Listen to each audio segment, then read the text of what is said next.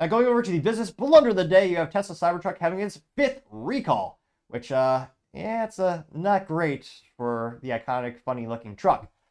Now, this brought to us thanks to Reuters, specifically David Shepardson, who's a writer over there. And here you can see the iconic Tesla truck, which, yeah, it took me a fraction of a second. At a quick glance, I couldn't tell if it was facing the front of the truck or the rear of the truck, but it is in fact looking at the rear of the truck. You can see the outline of the little bumper there.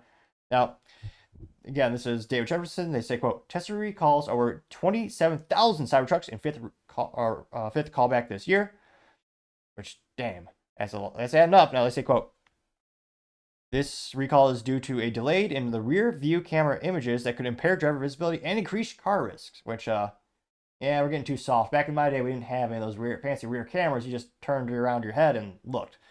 Now they say, quote, this is the 5th recall issued by Tesla for the 2024 Cybertruck since January. Tesla is issuing a software update to address the issue, which, in my opinion, again, should be 3 cents, but 3 cents, 40-year hyperinflation, so it's got to be 3 cents. My 3 cents on this, it shouldn't count as recall. And again, other automotive manufacturers, I think the rule should be the same for everyone. If it's an EV where, well, I guess I could joke it should be a recall by default because it doesn't have 3 pedals, so it's an EV, but I partially jest. If he doesn't have to go back to the factory, it doesn't have to go to a dealership to be physically worked on, and all it takes is a software update, I don't think that should be in the same realm of statistics as a recall where you have to have it go to a physical dealership and they actually have to swap out parts or build new parts or do anything that is long and cumbersome and, quite frankly, inconvenient for the end user. I mean, it's almost like getting your phone updated overnight.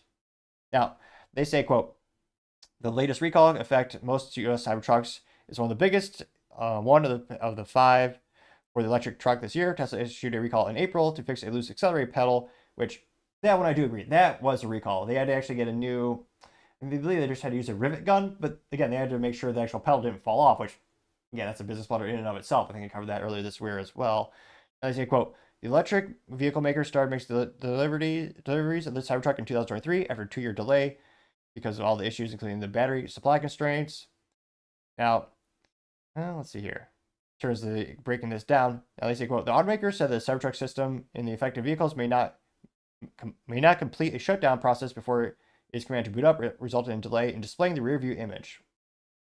Now they say, quote, it has had 45 warranty claims in 4 field reports that may be related to the recall, but no reports of collisions, fatalities, or injuries related to the issue, which, again, that's a good heaven send. It's not, that's always when you get, well, not just bad publicity, but also morally, you have a duty to make a reliable vehicle and one that's safe.